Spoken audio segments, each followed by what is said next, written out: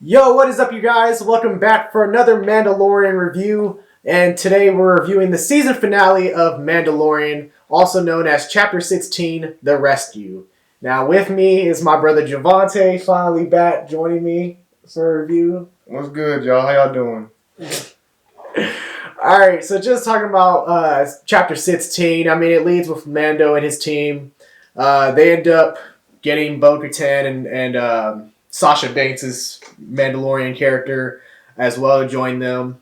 And they end up taking over Moff Gideon's cruiser.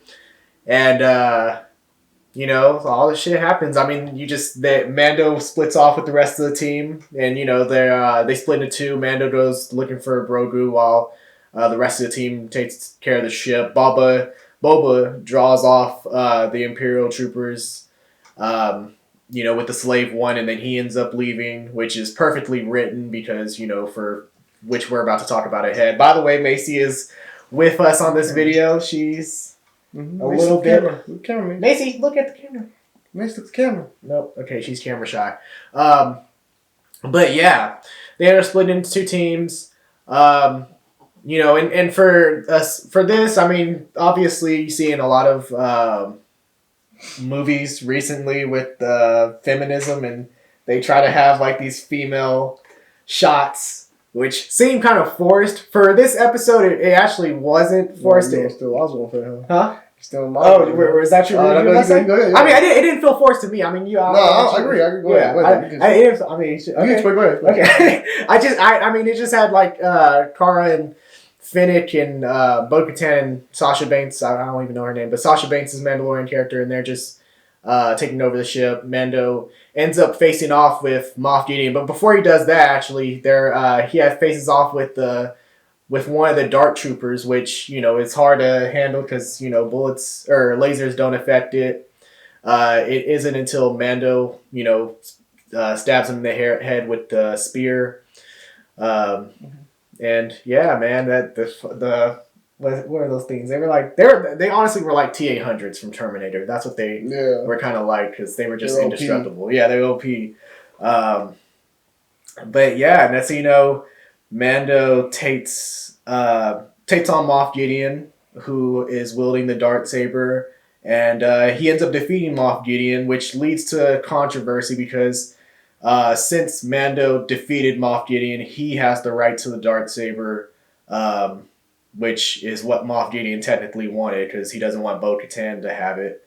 And this kind of creates a little bit of a rift between Mando and Bo-Katan in the future, for sure, right? Yeah, for sure. But at the same time, it's kind of dumb because, if you watch Rebels, Sabine Wren wields the dartsaber, and then she ends up giving it to Bo-Katan, but it's not, she doesn't win it over her by combat in the show, so I don't see why, Mando can't give her the dartsaber in this series as well. But, I feel like that's just part of the writing, and obviously they're trying to, do something to create kind of a rift or a story for the next season. But... yeah, I'll let you take it from here so you can talk about the best part of the episode. Seeing my man's Papa doing the Darth Vader type hallway scene. My man, Master Luke. Seeing Master Luke was amazing. I mean, that scene's incredible. I know people love the Vader scene from Rogue One, and I think this scene is even better than that. Just because you see, it was like he's fighting some basic, rebels and stuff like that. It's basic. And Master Luke's fighting these T-800s pretty much that are like OP. You see them when they fight Mando, and Mando can't do anything with them. Nobody can do anything with them. And you see Master Luke just come in there and start slicing them up like it ain't nothing. You know what I mean? Yeah, that shit was crazy. Yeah, that was a dope scene, man. Did you know it was Luke when I saw that Starfire? I knew it was Luke, bro. Nah, I saw that Starfire. I thought it was I thought they were going to put like Cal Kestis or something, and that's or Ezra Bridger.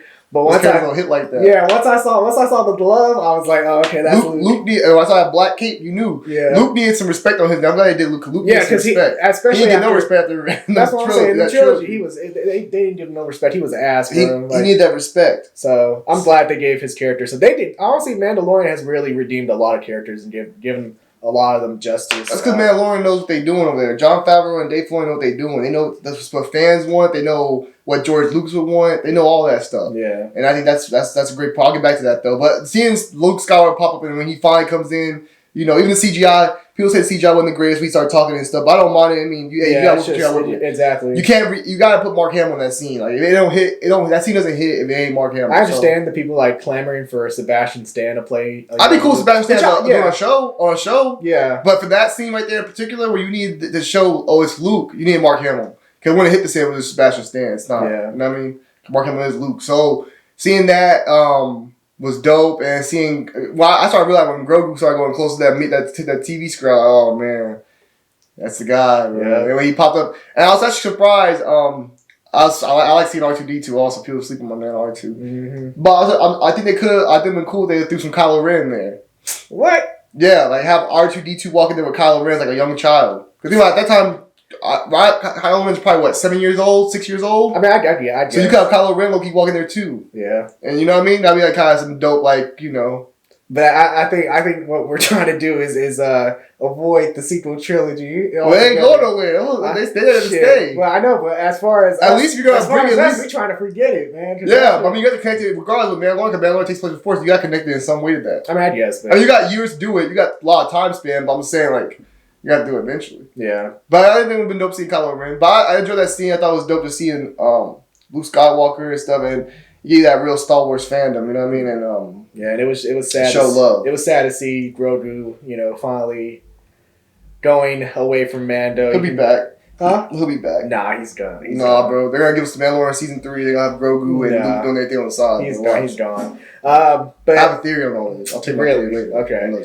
Yeah, I mean, it was just a sad send off because you definitely have a father son dynamic with Mando and Grogu, and you can obviously see the emotion through Mando's helmet when he has to give Grogu away, but and then obviously he takes off his helmet, which I mean you always say complain about. Yeah, I have said in the past I didn't like him take off the helmet. Now this season, these last couple episodes when he took the helmet off, I understood it and I was okay with it because especially when he first did it. My favorite episode was when he has to do the face scan. He doesn't want to take it off. He's timid to take it off, but he eventually takes it off because he has to do it just to get. It shows you how important Grogu is to him. You know what I mean? He's going to risk all his code and change his code up to go save Grogu. Mm-hmm. So I didn't mind it. Kind of okay.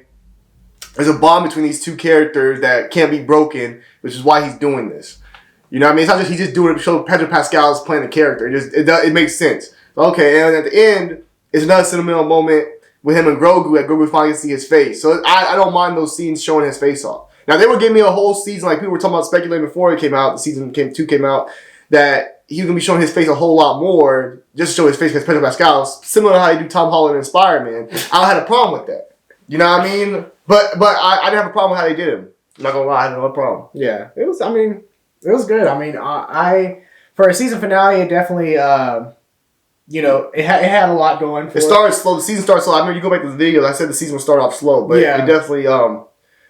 And considering this episode was directed by Peyton Reed, who directed the second episode, and I mean, we think about the second episode of Mandalorian and comparing it to this whole season, it kind of was the worst episode. Not saying it was bad, but it just didn't have a lot going on. Mm-hmm. And but now he kind of redeemed himself by having one of the top episodes because it's one of the most talked about episodes with having Luke Skywalker show up in it. And and also the end credits. I mean, they're with the Boba Fett tease with the Book of Boba series coming out next December or this December actually now. Yeah, mm-hmm. I'm speaking as if I was doing this for video past tense.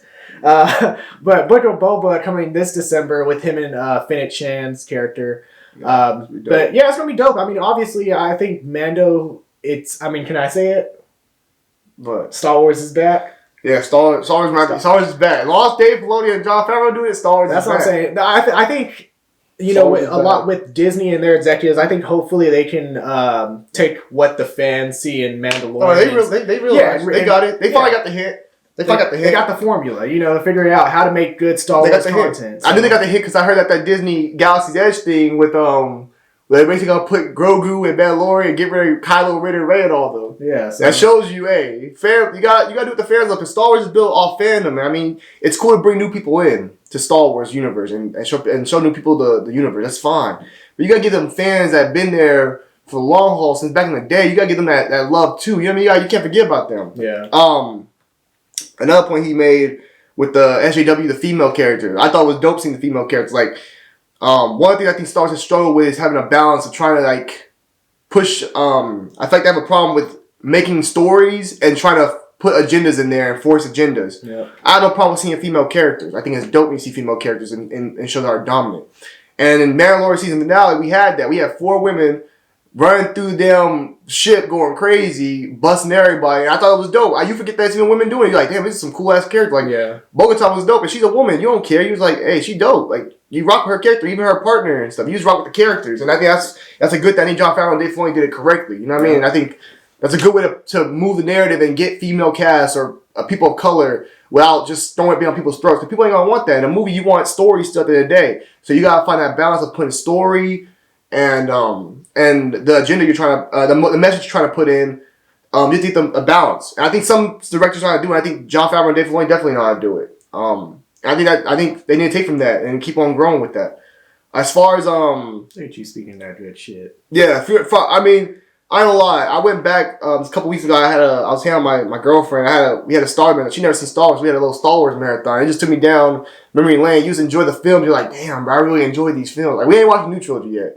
That might take me down a different road. But watching the originals and the prequels, it made man, Star Wars is amazing. And Star Wars has so much to build on. Like Star Wars, if they got together, they could be the best universe over Marvel, DC, all that. They have so much to build off. You have so much you can touch on. You have so much that nobody knows about. And you have so much time to work with. You know what I mean?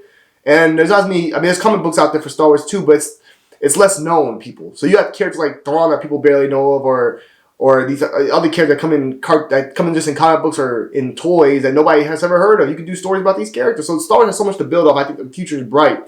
And seeing what they have planned for the future is amazing too, because I think they have some great sets going to really do well. I think they finally have figured out how to get the fans back, how to get that respect back. I think this is the first time fans of both sides, new fans, old fans, have both come together and said, hey, we have some good here.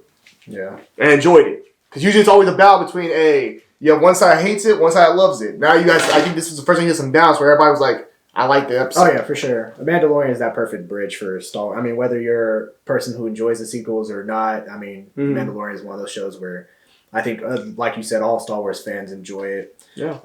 But yeah, I mean, I'm excited to see where season 3 goes. Obviously, I think we got a little time in season 3. Yeah, we have time. I mean, it's not going to come out until 2022. So, I think the end game for Mandalorian is probably going to be reclaiming Mandalore.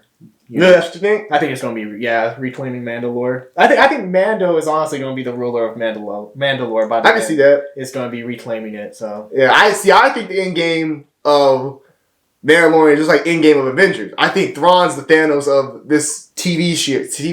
Yeah, okay. I mean, yeah. I look at it, they have Ahsoka's film coming. Ahsoka has a show coming out, right? Her whole mission is finding Thrawn. You have Boba Fett having a show come out. You have all these characters getting shows. It's kind of like what Marvel does. They have different movies and everybody reconnects at the end. We all know they're in the same universe. And they're probably going to Book of Boba, I think, takes place in the same time span. I'm sure Ahsoka will too. Mm-hmm. Possibly. I'm not positive about that. But they all take place in the same time span. I think Thrawn's going to be that character that brings them all back together for that final showdown. Yeah, I think that's how they're gonna do it. I think Disney will take that with the Disney and Marvel. They all own that shit together, but I think Star Wars will take that Marvel approach with that, especially with the show.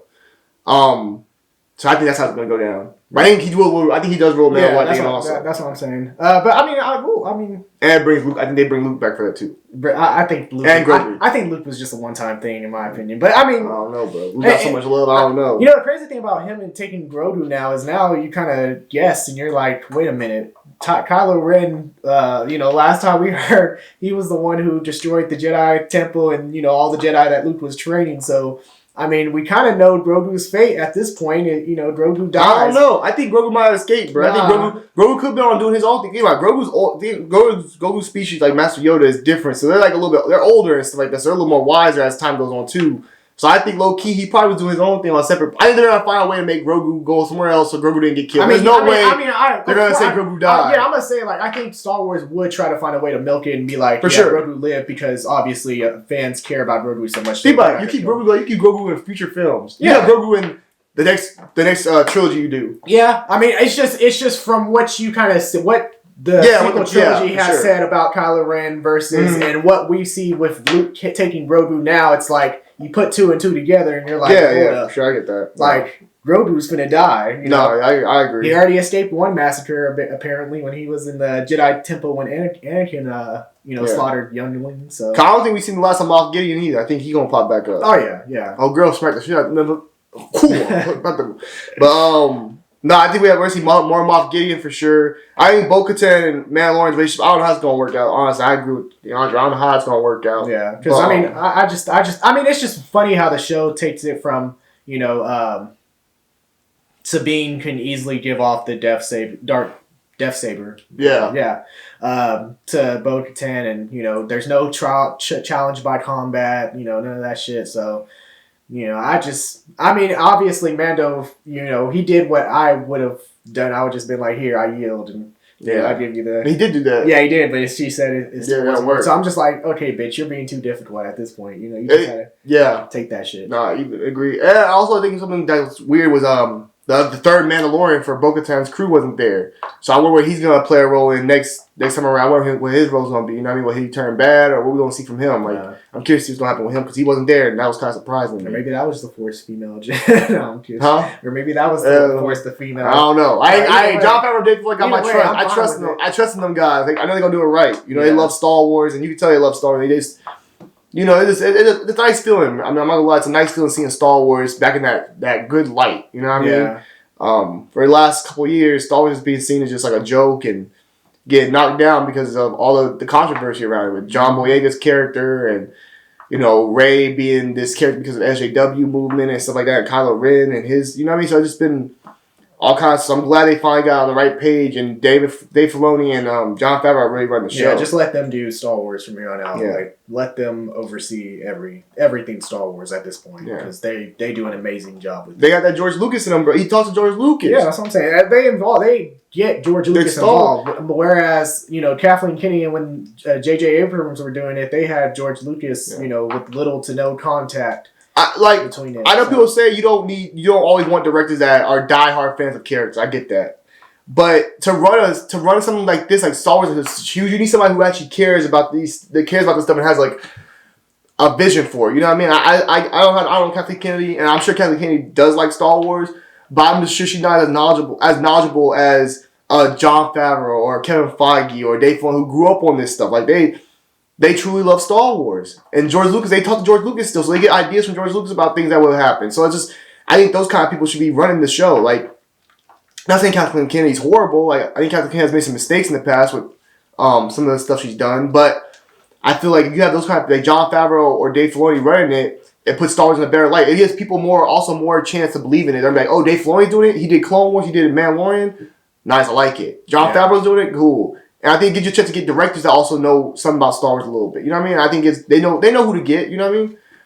So I trust in those guys. And Kevin Feige gonna be doing some stuff with Star Wars too. Is amazing. Seeing Patty Jenkins come to Star Wars gonna be dope. And Wonder Woman 2. I mean, people don't really like it, but Patty Jenkins still I think is a dope director and amazing. And I think having her come to Star Wars just speaks volumes on how big Star Wars truly is and how much of how big it is. And that there's a bright future with all the stuff. The Bad Batch is coming. I mean, they got a lot of good stuff coming. So I'm excited for Star Wars. I think it is back. And this goes out to anyone who hasn't seen The Mandalorian. Watch it. Please watch it. I mean, obviously, you don't have to watch... I mean, you don't have to watch any other Star Wars content if you've never seen it to enjoy it. I think you'll still enjoy it. My mom enjoys it, and she kind of... I mean, she's watched Star Wars before, but, like, she doesn't really, like, pay attention to it where it's like she remembers a lot of shit. So, I mean, I feel like if you've never seen Star Wars, I still think you'll like the show. If you have seen Star Wars, you'll love it. And then, obviously, if you watch Star Wars, it will obviously help with when you're watching the show as well. But it's definitely a good show to watch on Disney+. Be sure to watch it. There's 2 seasons out right now, so check it out before the 3rd season comes out in 2022. Yeah, that's what he said. I think it gives you just like the Marvel movies. I think the more of them you've seen, the more knowledge you just gain. The more small things like you're, oh, okay, that looks familiar. Oh, I got that. Yeah. You know what I mean? Just like stuff like that. I think you can go into Mandalorian, watch it without watching anything else, and still like get an idea for it and still enjoy it. But I think it just gives you that little bonus when you watch the past films. Even you don't need to see the damn new trilogy. You just gotta see the damn just watch the old watch ones. the prequels, prequels and and the old ones. and the old ones. Yeah. The original. The original trilogy. The first 6, and then you're good. Even if you just watch the original trilogy, I think you might be straight with the original trilogy, low key. I mean, to a certain extent, yeah. So, yeah, that's how I feel about it. But I think it's gonna be a dope show. I think it's gonna continue to be great. And Star Wars is back. I'm glad to be able to say that. Yep. All right, guys, that's it for this review.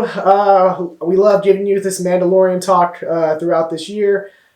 Be sure to check out our future videos. I know WandaVision is coming out on Disney+. We still got to watch the first 2 episodes, so we're going to watch those, and then we'll give you our thoughts on those episodes as well. But that's it for this video.